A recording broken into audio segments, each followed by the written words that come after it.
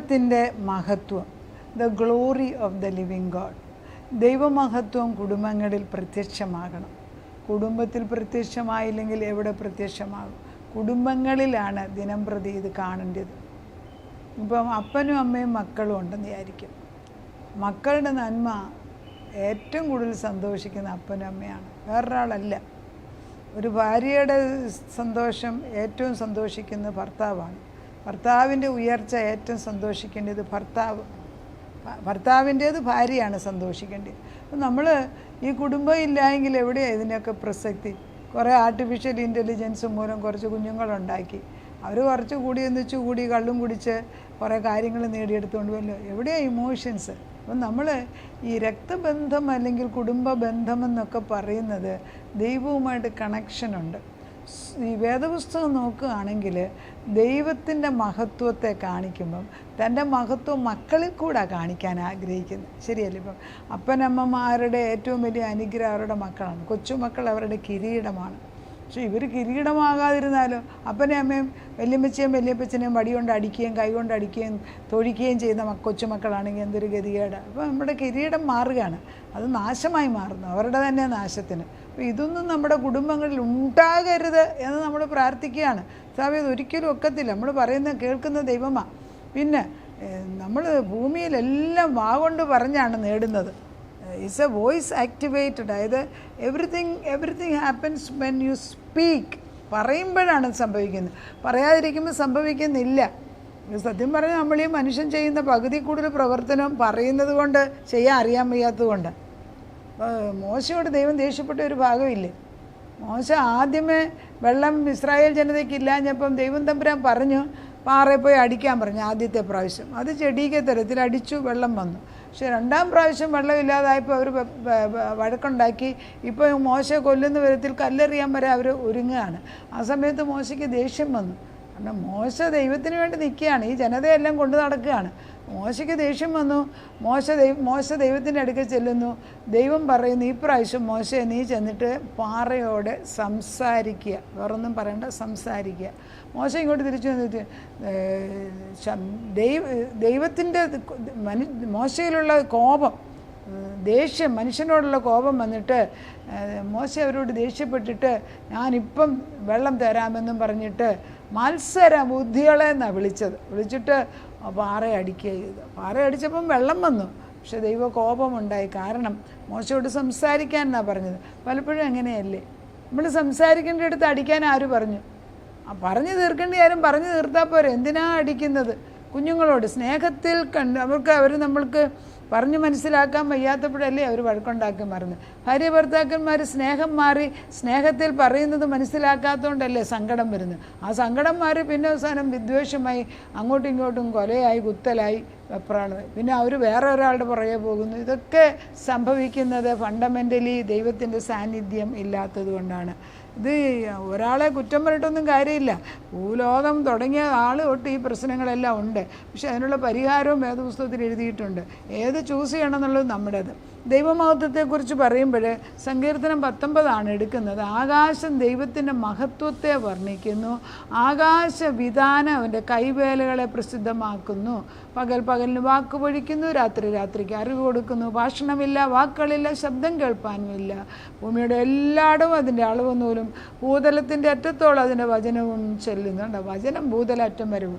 ആകാശം ദൈവത്തിൻ്റെ മഹത്വത്തെയാണ് വർണ്ണിക്കുന്നത്, ആകാശവിധാനം അവൻ്റെ കൈവേലയെ പ്രസിദ്ധമാക്കുന്നു. ഈ ദൈവത്തിൻ്റെ മഹത്വത്തെ വിളിച്ചു പറയാൻ തക്കവണ്ണം ഒരു ജനതയുടെ നാവ് പൊങ്ങുന്നില്ല എങ്കിൽ എന്നും കാണുന്ന സൂര്യനെയും ചന്ദ്രനെയും നക്ഷത്രത്തെ ഇത്ര പുകഴ്ത്താൻ എന്തിരിക്കുന്നു നമ്മൾ ചിന്തിക്കും.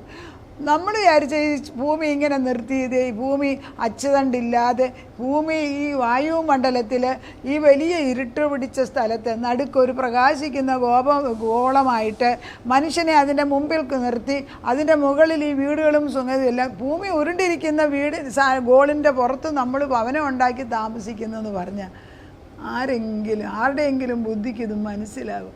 അതൊക്കെ കണ്ട് ടേക്കൺ ഫോർ ഗ്രാൻറ്റഡ്. എന്ന് ഈ ദൈവം ചെയ്യുന്ന ഈ സൂര്യൻ്റെ പ്രവർത്തനവും ഭൂമിയുടെ ഈ അച്ചുതണ്ടിന്മേൽ കറങ്ങുന്നതും, നമ്മൾ അച്ചുതണ്ടൊന്നും ഇല്ല, കറങ്ങുന്ന നമ്മൾ ചിന്തിക്കുന്നതും, ആകാശമണ്ഡലത്തിൽ തൂക്കിയിട്ടതുപോലെ ഭൂമി നിൽക്കുന്നതും, സൂര്യന് ചുറ്റും ഭൂമി കറങ്ങുന്നതൊക്കെ ഓർത്ത് കഴിഞ്ഞാൽ മനുഷ്യൻ എന്തുണ്ട്? ഒന്നുമില്ല. ആരെങ്കിലും ഇത് ചിന്തിക്കുന്നുണ്ട്? അതെന്നും എന്നും മഴയും ശീതവും മഴവും പിന്നെ ഉഷ്ണവും വെയിലും അതുപോലെ തന്നെ വിതയും കൊയ്ത്തും എല്ലാം തരാമെന്ന് ദൈവം വാഗ്ദത്തം ചെയ്തു. ഭൂമി ഉള്ള കാലത്തോളം ഞാനിത് തരാമെന്ന് വാഗ്ദത്തം ചെയ്തു. ഒരു ദിവസം സൂര്യൻ വന്നില്ലെങ്കിലോ, 4 ദിവസം സൂര്യൻ വന്നില്ലെങ്കിലോ? നമ്മളാരെങ്കിലും ചിന്തിച്ചിട്ടുണ്ടോ?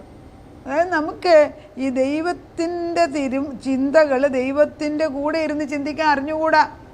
മനുഷ്യൻ അത്രമാത്രം ദൈവത്തിൽ നിന്ന് മാറിയിരിക്കുകയാണ്.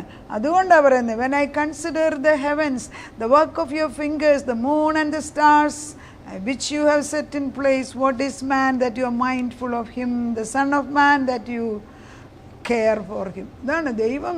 നമ്മൾ ഇതൊക്കെ ചിന്തിക്കുമ്പോൾ 8-ാം സങ്കീർത്തനമാണ് അപ്പം വായിച്ചത്. 8-ൽ ഇങ്ങനെയാണ് വായിക്കുന്നത്, 8:3 നിന്റെ വിരലുകളുടെ പന്നിയായ ആകാശത്തെയും നീ ഉണ്ടാക്കിയ ചന്ദ്രനെയും നക്ഷത്രങ്ങളെയും നോക്കുമ്പോൾ മർത്യനെ ഓർക്കേണ്ടതിന് അവൻ എന്ത്, മനുഷ്യപുത്രനെ സന്ദർശിക്കേണ്ടതിന് അവൻ എന്തുമാത്രം. നീ അവനെ ദൈവത്തെക്കാൾ അല്പം മാത്രം താഴ്ത്തി, തേജസ്സും ബഹുമാനവും അവനെ അണിയിച്ചിരിക്കുന്നു. ആണ് നമ്മൾ സൂര്യചന്ദ്രന്മാരെയൊക്കെ നോക്കുമ്പോൾ നമ്മൾ എന്തുണ്ട്, പക്ഷേ നമ്മളെ ദൈവം തന്നിൽക്കാട്ടിലും അല്പം മാത്രം ദൂതഗണങ്ങളെക്കാട്ടിലും ഉന്നത പദവിയിലാക്കിയിട്ട് ഭൂമി മുഴുവനും അടക്കി ഭരിക്കാൻ ഏൽപ്പിച്ച നമ്മളിപ്പോൾ ഏത് സ്റ്റേജിലാണ്? നമ്മൾ പറഞ്ഞ ഒരു പട്ടി പോലും അനുസരിക്കത്തില്ല എന്നുള്ള സ്റ്റേജ് എങ്ങനെയുണ്ട്? അങ്ങനെയാണ് ഏദൻ തോട്ടത്തിൽ. പട്ടിയല്ല, സിംഹത്തിനോട് ഇങ്ങോട്ട് വരാൻ പറഞ്ഞ സിംഹം വരുമായിരുന്നു. നമ്മൾ പറഞ്ഞ ഒരു പട്ടി പോയിട്ടൊരു പൂച്ച പോലും അനുസരിക്കൂല. എന്താ, കാലം മാറിപ്പോയി. എന്ത് സംഭവിച്ചു? എവിടെയോ കണക്ഷൻ തെറ്റിയിട്ടുണ്ട്. വികൃതമായ ജീവിതം, ദൈവാത്മാവില്ലാത്ത ജീവിതം, ദൈവത്തിൻ്റെ പരിശുദ്ധാത്മാവിനെതിരായിട്ട് നമ്മൾ നിന്ന് ദൈവത്തിനോട് ഉതയ്ക്കുന്നതിന് പകരം, കർത്താവെ ഞാൻ നിൻ്റെ സന്നിധി തിരിച്ചു വന്ന ഉടമ്പടിയോടെ നിൻ്റെ സ്നേഹത്തിൻ്റെ ആ കൊടിക്കീഴിൽ താമസിക്കാൻ ആഗ്രഹിക്കുന്നു. അതാണ് ഉടമ്പടി. അത് ദൈവത്തോടാണ് ചെയ്യേണ്ടത്, യേശുവിനോട്. അവിടെ ഇവിടെ മറ്റിടത്ത് ചെയ്യുന്നതിനെക്കാട്ടിലും ഉന്നതമായ പദവി യേശുവിൻ്റെ അടുക്കൽ തന്നെ. അതല്ലേ പഠിപ്പിക്കുന്നതും നല്ലത്. നമ്മൾ അവിടെ ഇവിടെയൊക്കെ പോയി നിന്ന് സമയം കളയാതെ യേശുവിനോടുള്ള ഉടമ്പടിയായിട്ട് നമ്മൾ കടന്നു വരണം.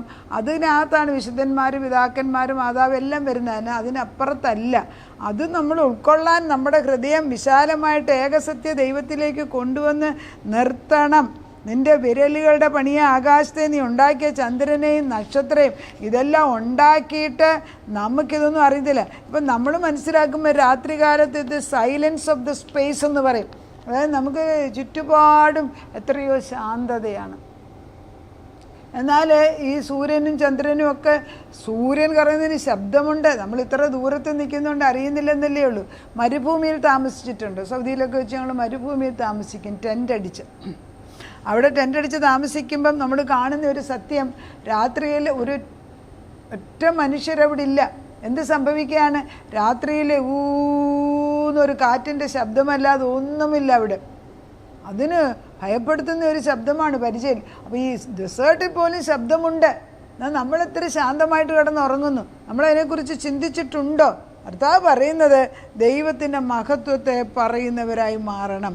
നമ്മൾ ഈ അടുത്തിടെ 2026 ഏപ്രിൽ ഈ 4 അസ്ട്രോനോട്ട്സ്, അതായത് Victor Glover, Jeremy Hansen, Reid Wiseman and Christie Koch, ഈ 4 അസ്ട്രോനോട്ട്സ് ചന്ദ്രനിലേക്ക് പോയി. ചന്ദ്രനിലേക്ക് പോകുമ്പോൾ എത്ര 252,000 മൈൽസ് അവേ ആണെന്ന് ഓർക്കണം. ഈ 4 പേര് പോകുന്നതിൽ ഈ വിക്ടർ ഗ്ലോവർ എന്ന് പറഞ്ഞ ഒരു മനുഷ്യൻ മാത്രം ദൈവത്തെ അറിയുന്നവനാണ്. അവൻ്റെ കയ്യിൽ ബൈബിൾ ഉണ്ടായിരുന്നു. ആ മനുഷ്യൻ ഈ പേടകത്തിനകത്ത് കയറുന്നതിന് മുമ്പ് ഒരു കാര്യം മാത്രം അവൻ പറഞ്ഞു, നിങ്ങൾ ഞങ്ങൾക്ക് വേണ്ടി പ്രാർത്ഥിക്കണമെന്ന്.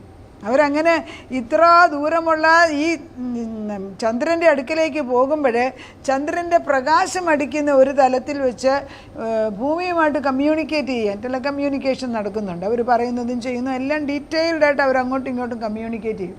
പക്ഷേ ഒരു സ്ഥലമുണ്ട്, ചന്ദ്രൻ്റെ മറ്റേ സ്ഥലം, വെട്ടമില്ലാത്ത ഒരു സ്ഥലം, സൂര്യൻ ഉദിക്കാത്ത ഒരു സ്ഥലമുണ്ട്. അത് ഇരുട്ടാണ്, കൂരിരുട്ടാണ്. ആ സ്ഥലത്തേക്ക് ഈ ഇവരുടെ പേടകം പോകുമ്പം എത്രയോ സ്പീഡിലാണ് ഇത് പറക്കുന്നതെന്ന് ഓർക്കണം. ഈ പേടകം പോകുമ്പം അവരും ഭൂമിയുമായിട്ടുള്ള ബന്ധം വിച്ഛേദിക്കും. ആ ഭൂമിയുമായിട്ടുള്ള ബന്ധം വിച്ഛേദിക്കുമ്പോൾ അവിടെ എന്താ സംഭവിക്കുന്നത് നമുക്കറിഞ്ഞുകൂടാ. ഇതെല്ലാം സയൻറ്റിഫിക്കലി നമ്മൾ പ്ലാൻ ചെയ്ത് വിട്ടിരിക്കുന്ന, പക്ഷേ അവിടെ മീറ്റിയോറൈറ്റ്സ് ഇങ്ങനെ, അതായത് കല്ല് വീഴുന്ന പോലെ മറ്റ് പ്ലാനറ്റിൽ നിന്ന് ചെറിയ കല്ല് പോലത്തെ സാധനം അടർന്ന് വീണുകൊണ്ടേ ഇരിക്കുകയാണ്. ഇതിനകത്തൂടാണ്, ഇതിൻ്റെ ഇടയ്ക്കൂടാണ്, ഇരുട്ടിക്കൂടെ ഇവർ പറന്ന് അപ്പം മറ്റേ സൈഡിൽ വരേണ്ടത്. അന്നേരം അവർ പറയുന്നുണ്ട്, ഞങ്ങളും നിങ്ങളുമായിട്ടുള്ള കണക്ഷൻ ഇപ്പോൾ വിച്ഛേദിക്കുമെന്ന്. ഒന്ന് ചിന്തിച്ച് നോക്കി. മനുഷ്യനുമായിട്ടുള്ള ബന്ധം വിച്ഛേദിച്ച് ചന്ദ്രന് ചുറ്റും ഇവർ പേടകത്തിൽ കറങ്ങുകയാണ്. ഞാനൊക്കെ 1 മിനിറ്റ് പോലും നിൽക്കത്തില്ല. 1 മിനിറ്റിനകം ചത്തുപോകും നമ്മൾ പേടിച്ച്. അവർ ഇതിനകത്ത് കറങ്ങുന്നുണ്ട്.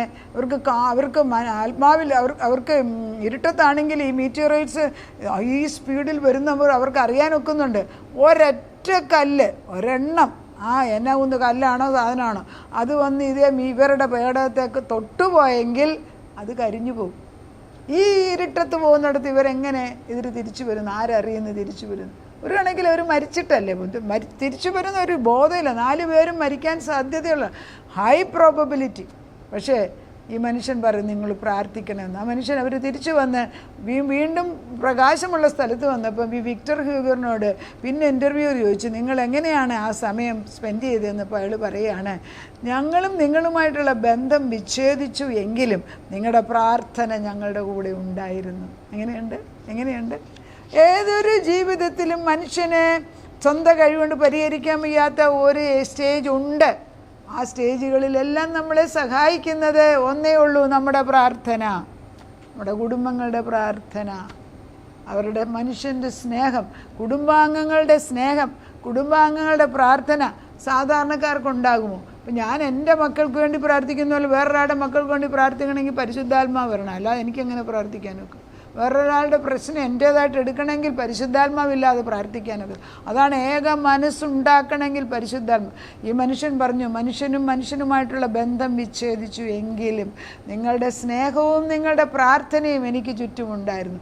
അവിടെ നിന്ന് അവർ നോക്കുമ്പം അവർ കാണുന്നത് വലിയ കൂരിരുട്ടിൻ്റെ നടുക്ക് ഒരു പ്രകാശമുള്ള നീല നിറത്തിലും പച്ച നിറത്തിലുള്ള ഒരു ഗോളം ഭൂമിയിൽ തൂങ്ങിക്കിടക്കുകയാണ്. മനുഷ്യൻ വിചാരിച്ചു ഭൂമി അച്ചുതണ്ടയിലാണ് നിൽക്കുന്നത്.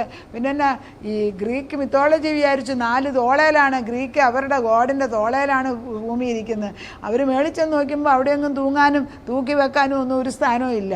ഈ ആകാശമണ്ഡലത്തിൽ, ഈ വായുവിൽ വെട്ടമില്ലാത്ത അന്ധകാരത്തിൻ്റെ നടുക്ക് ഭൂമി വെട്ടിത്തിളങ്ങുന്ന അതിൻ്റെ മേൽ സൂര്യൻ്റെ പ്രകാശം അടിക്കുന്നത് കൊണ്ടാണ്. നമ്മൾ മനസ്സിലാക്കണം. അതേപോലെ തന്നെ നമ്മൾ ദൈവത്തിൻ്റെ സ്നേഹത്തിൽ ജീവിക്കുന്നത്. ദൈവം എന്നും നമുക്ക് സൂര്യനായിട്ട് രാവിലെയും വൈകിട്ടും തൻ്റെ പ്രകാശം ദൈവം സൂര്യനെ കൊണ്ട് അയച്ചു തരും. എന്നാൽ വെളിപ്പാടി പറയുന്നുണ്ട്, ഒരു കാലത്ത് നിങ്ങൾക്ക് സൂര്യനുമല്ല ചന്ദ്രനുമല്ല വെളിച്ചം തരുന്നത്, പിന്നെയോ നിത്യപ്രകാശമാവുന്ന ദൈവം തമ്പുരാൻ തന്നെ. അതിൽ ജീവിക്കുമ്പോഴേ ദൈവത്തിൻ്റെ മഹത്വം നമുക്ക് പറയാൻ സാധിക്കത്തുള്ളൂ. കർത്താവിൻ്റെ മഹത്വത്തിൽ കുടുംബങ്ങൾ ജീവിപ്പാൻ ദൈവം ആഗ്രഹിക്കുന്നു. നമുക്ക് ദൈവത്തിന് നന്ദിയുള്ളവരായിട്ട് ഒരു ഉടമ്പടിയോടെ ജീവിക്കാൻ തുടങ്ങാം. നാഥ, ഭൂമി നിൻ്റെ മഹത്വത്തെ വിളിച്ചു പറയുകയാണ്. ചന്ദ്രനെയും ഭൂമിയെയും സൂര്യനെയും ഈ ഗാലക്സിയൊക്കെ നോക്കുമ്പോൾ മർത്യനെ കരുതാൻ നീ എന്തുമാത്രം, മനുഷ്യപുത്രനെ സന്ദർശിക്കാൻ നീ എന്തുമാത്രം, നീ അവനെ ദൈവത്തെക്കാൾ അല്പം മാത്രം താഴ്ത്തി. തേജസ്സും ബഹുമാനവും അവനെ അണിയിച്ചിരിക്കുന്നു. ആകാശത്തിലുള്ള സകല കാര്യങ്ങളെയും ഭൂമിയിലുള്ള സകലത്തിനെയും വെള്ളത്തിനടിയിലുള്ള സകലത്തിനെയും ഭരിക്കുവാൻ നീ ഞങ്ങളെ ഏൽപ്പിച്ചിരിക്കുകയാണ്. ഒരു മനുഷ്യൻ 4 പേര് 4 അസ്ട്രോനോട്ട്സ് അവരുടെ പേടകത്തിൽ, ആർട്ടിമിസ് 2 എന്ന് പറഞ്ഞ പേടകത്തിൽ ചന്ദ്രന് ചുറ്റും കറങ്ങുമ്പോൾ ഒരേറിയ മുഴുവനും അവരും ഭൂമിയുമായിട്ട് കണക്ഷനില്ല. ആ സമയത്തും ആ മനുഷ്യൻ വിക്ടർ ഹ്യൂഗർ പറയുന്നത്, ഞങ്ങൾക്ക് നിങ്ങളുടെ പ്രാർത്ഥനയും സ്നേഹവും ഉണ്ടായിരുന്നു. അതിരുകളില്ലാതെ, അളന്നുകൂടാൻ വയ്യാത്ത ഡിസ്റ്റൻസിൽ പോലും, ദൂരത്തിൽ പോലും ദൈവത്തിൻ്റെ പ്രാർത്ഥനയും ദൈവത്തിൻ്റെ സ്നേഹവും കടന്നു ചെല്ലുകയും അവിടെ നിന്ന് നോക്കുമ്പോൾ മനുഷ്യൻ കാണുന്നത് ഒരൊറ്റ ഗോളം. അതിനകത്ത് ജാതി മത വിവേചനമില്ല കർത്താവേ, പണക്കാരെന്നും പാവങ്ങളെന്നും ഇല്ല കർത്താവേ. ഈ ഭൂമിയിൽ ദൈവം നമ്മളെ സൃഷ്ടിച്ചു വച്ചിരിക്കും തൻ്റെ മഹത്വം കാണിക്കാൻ. അതിനുവേണ്ടി പ്രാർത്ഥിച്ച് കുടുംബങ്ങളിൽ നിൻ്റെ മഹത്വം കൊണ്ടുവന്ന് ആ ദൈവ ചൈതന്യം തലമുറകളിലേക്ക് പാസ് ഓവർ ചെയ്യാൻ ഞങ്ങളെ പഠിപ്പിക്കണമേ. എഴുതിയിരിക്കുന്ന വചനങ്ങൾക്ക് തെറ്റുപറ്റത്തില്ല. ഞങ്ങൾക്ക് വേണ്ടി എഴുന്നള്ളി വരുന്ന ദൈവത്തിന് നന്ദി. പ്രാർത്ഥനയായിട്ട് ഉത്തരം തന്നതിന് നന്ദി. യേശു ക്രിസ്തുവിൻ്റെ പൊന്നു നാമത്തിൽ തന്നെ. ആമേൻ.